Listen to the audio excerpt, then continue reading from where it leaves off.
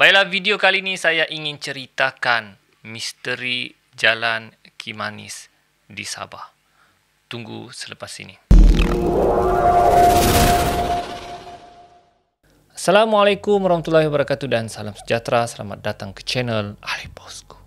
Baiklah, channel ini banyak menyediakan video-video yang menarik. Jadi jangan lupa untuk subscribe dan tekan butang loceng untuk update video-video yang terbaru.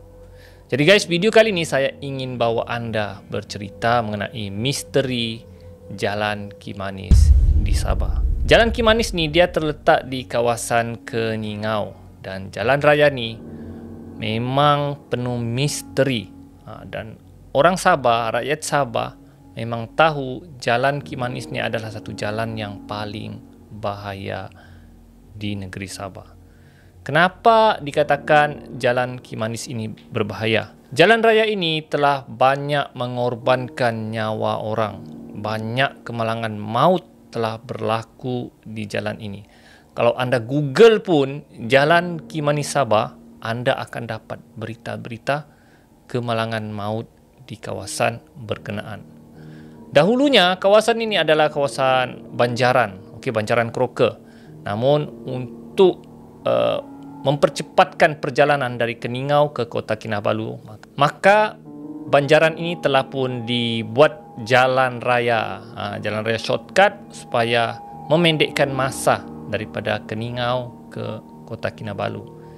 Dan anda tahu Banjaran apabila dipotong maka ia sangat curam dan tinggi. Dan siapa yang biasa jalan di jalan raya tersebut memang sangat curam, ya.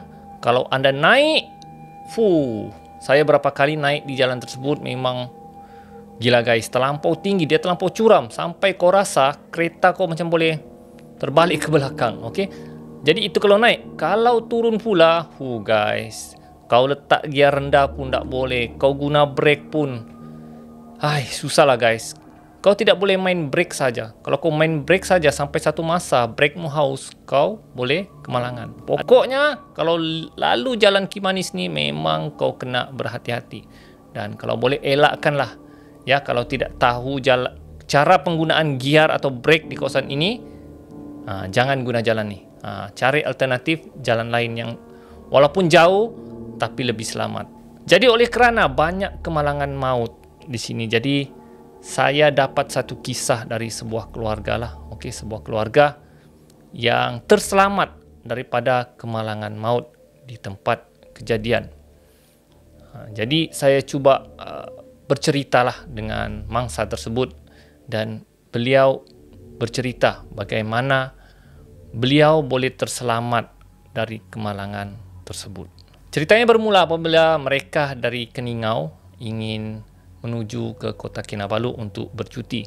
Jadi mereka sekeluarga buat konvoi. Konvoi ini maksudnya mereka jalan beramai-ramai lah, dari Keningau ke Kota Kinabalu. Jadi untuk memudahkan perjalanan, mereka mengambil inisiatif untuk jalan pada waktu malam. Kerana malam lebih mudah lah, lori tiada, kau tidak perlu potong lori, jadi senang sikit lah. Jadi mereka pun ramai-ramai lah dari Keningau. Jadi diceritakan mangsa ni dia memandu di belakang sekali. Rombongan di antara rombongan kereta ni dia di belakang sekali. Lebih kurang ada 5 kereta, saya tidak silap lah yang diceritakannya. Jadi mereka pun mulakanlah perjalanan dari Keningau. Dan kalau kamu sampai satu kawasan Kimanis ni, kalau kamu tengok dia ada dia bukan garisan berkembar, dia ada garisan berwarna kuning. Bermaksud kalau garisan tersebut berwarna kuning, memang kawasan tersebut sangat bahaya. So kau perlu berhati-hati di kawasan berkenaan. Pada permulaan dari Keningau kau akan naik sangat tinggi. Dan kau terpaksa menggunakan gear rendah dan perlu mendaki bukit tersebut, Banjaran tersebut. Dan sampai satu masa kau akan jumpa satu tempat penginapan lah, dipanggil sebagai penginapan Banjaran Keroka. Dan mereka berehat sekejap di kawasan berkenaan dan kemudian teruskan lagi perjalanan. Dan selepas daripada penginapan Banjaran Keroka tu, jalan mula akan turun dan memang sangat curam. Diceritakan mangsa ni dia tidak tahu menggunakan gear untuk bermain gear ketika bukit curam. Jadi selepas tempat penginapan Bajaran Keroka, mereka berehat sebentar, kemudian mereka teruskan perjalanan. Dia ni memandu dengan kakaknya lah. Kakaknya yang memandu, dia penumpang di sebelah. Mereka 2 orang lah. Jadi seperti yang saya katakan tadi, mereka di kenderaan yang terakhir lah, konvoi yang terakhir. Jadi dia punya abang, sepupunya duluan lah. Okey. Jadi dikatakan mereka ni kurang mahir menggunakan gear ketika turun bukit. Jadi mereka hanya menggunakan brake dan gear. Biasanya kalau kereta automatik dia D sajalah. Tapi semasa sebelum mereka turun di bagian bukit curam tu, mereka ditahan oleh seorang orang tua. Okey, nenek tahan kereta begini. Tapi yang si kakak ni dia tidak peduli, dia terus jalan. Dia cakap, "Ish, gila," dia cakap, "siapa pula menahan tengah-tengah malam ni kan?" Tapi yang mangsa ni, yang kawannya ni, dia cakap, "Berhenti sialah tumpang, mana tahu dia berada dalam kesusahan kah?" "Gila," bilang yang kakak tu lah yang memandu tu. "Kau mau tumpang, anti penjenayah kah apakah?" Betul jugalah kalau ikutkan dalam fikiran. Jadi mereka teruskan perjalanan.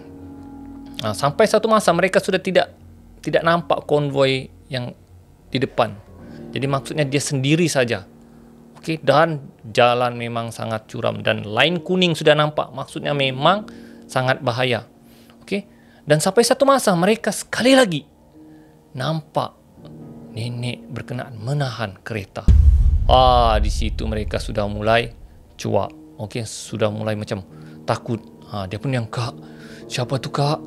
Kenapa orang yang sama menahan kereta kita ni?" Mereka tidak peduli lagi. Cakap, sabar, istighfar banyak-banyak, dia cakap.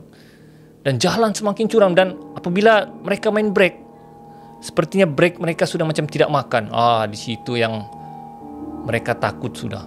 Dan sekali lagi mereka bertembung lagi dengan nenek menahan kereta. Dia tahan lagi begini. Sudah. Mereka makin takut.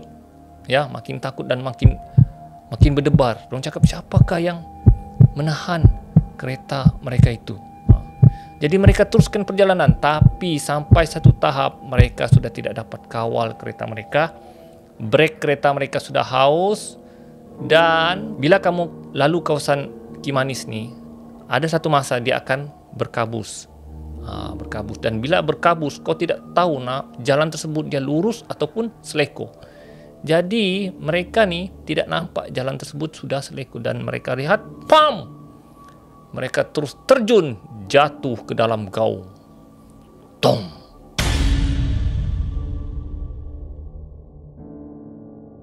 Suasana menjadi gelap dan ada hanya hujan renyai. Jadi yang mangsa ni dia tengok keadaan gelap, dan dia tengok kakak sebelahnya hanya senyap, tidak bersuara. Ya, dia pun tidak tahu apa sudah berlaku selepas jatuh daripada gaung berkenaan. Dan dia cuba cari handphone dia. Dan bila dia tengok handphone dia, nasib baik ada satu bar lagi. Satu bar lah, macam satu bar coverage lah. Dan bateri handphonenya hampir habis. Jadi oleh kerana sudah jatuh dalam gaung, kakaknya pun sudah diam, dia terus telefon bapak dia. Bapak dia tidak ikut. Okey? Dia telefon bapaknya, dia begitu, "Pak, dengar. Pak, kami aksiden, Pak." Tup, terus habis bateri handphone. Jadi dia berserahlah kepada Allah, mudah-mudahan dapat dijumpalah dia setelah jatuh dalam gaung tersebut. Jadi diceritakan di sebelah pihak bapaknya pula ni, bapaknya bercakap dia dapat panggilan lah daripada anaknya. Dia cakap, anaknya panggil, "Pak, kami aksiden." Jadi dia pun, bapak yang terkejut. Dia cakap, bukan dorang konvoi kan ni dengan abang-abang dia. Jadi si bapak ni cuba hubungilah abang dia. Abang dia sudah hampir sampai di kawasan KK. Jadi ayah dia hubungi. Dia cakap, "Kau nampakkah kereta adikmu?"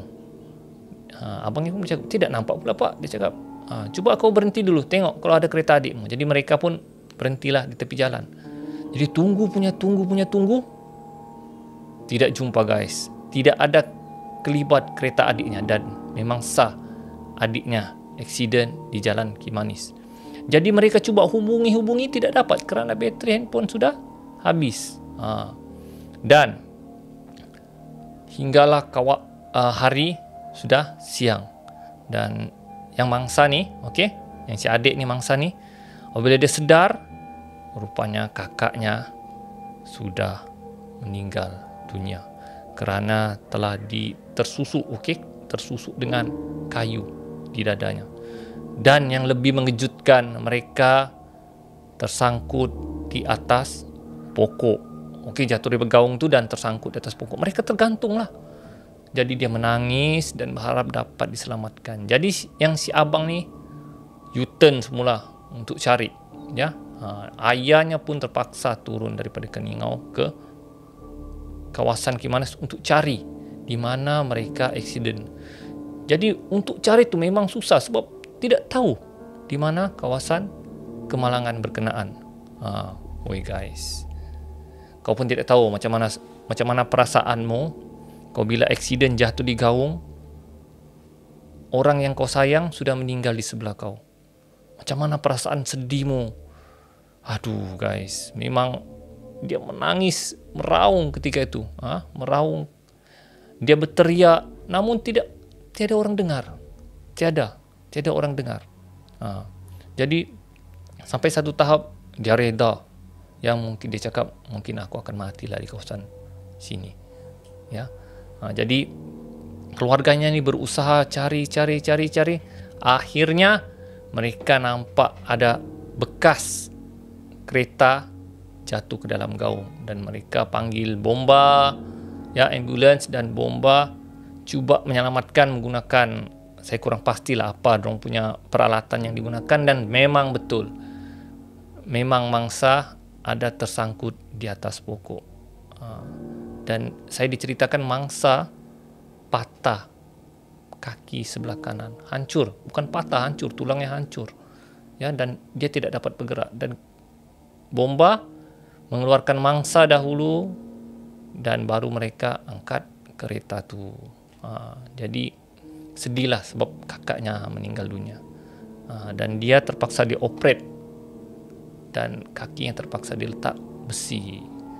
Dan dia masih terfikir, siapakah nenek yang menahan kereta mereka itu?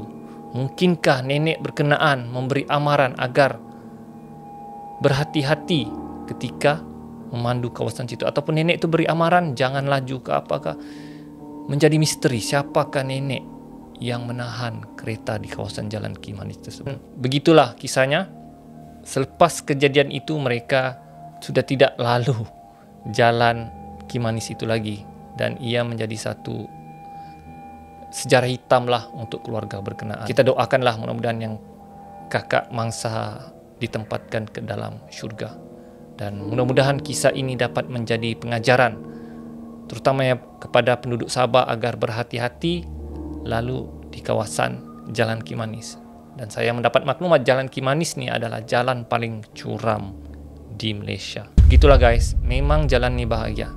Kalau brake anda tidak bagus, anda tidak pandai main gear di kawasan berkenaan, lebih baik guna alternatif jalan yang lain, ya. Jadi setakat itu saja guys cerita saya misteri di Jalan Kimanis. Jadi berhati-hati di jalan berkenaan.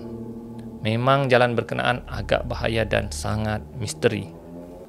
Jadi setakat itu saja video saya kali ini. Kita akan berjumpa lagi di video akan datang. Ali bosku, assalamualaikum.